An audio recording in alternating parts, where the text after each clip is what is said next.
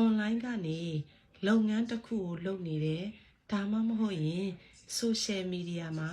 နေရာတစ်ခုရချင်တယ်ဆိုလို့ရှိရင်ဒီဗီဒီယိုကြော်မသွားပါနဲ့မဖြစ်မနေသိထားရမယ်အချက်၃ချက်ကို sharing လုပ်ပေးမှဖြစ်တယ်ပထမအချက်ကတော့ content အရေးအသွေးပဲဖြစ်ပါတယ်လူတွေကိုအကျိုးရှိမဲ့ဘဝတုဒ္ဒဒါမှမဟုတ်လို့ရှိရင်စိတ်ခွန်အားဖြစ်စေမဲ့အရာတွေကိုပုံမှန်မျှဝေပေးရမှာဖြစ်ပါတယ်ကိုကတန်မိုးရှိတာတွေကိုပေးနိုင်လေလေလူတွေကကိုကိုတန်ဖိုးပြန်ပြီးထားလာမှာဖြစ်ပါတယ်ဒုတိယအချက်ကတော့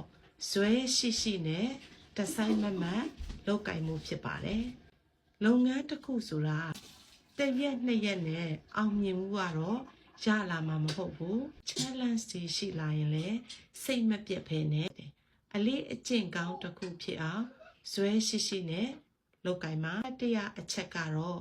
သင်ယူလိုစိတ်အမြဲရှိနေဖို့လိုပါတယ် social media ဆိုတာကတော့ trend တွေနီးပညာတွေနေတိုင်းပြောင်းလဲနေတာကြောင့်ကိုယ့်အသက်အရွယ်ကဘလောက်ပဲရှိရှိဘယ်နေရာမှာပဲဖြစ်ဖြစ်စက်မပြတ်အသစ်တွေကိုလေ့လာနေရမှာပဲဖြစ်ပါတယ်အချက်၃ချက်ထဲမှာသင်ရောဘယ်နှချက်ကိုလိုက်လုပ်နေဖြစ်လဲကွန်မန့်မှာလည်းရေးသွားပေးပါဦးရှင်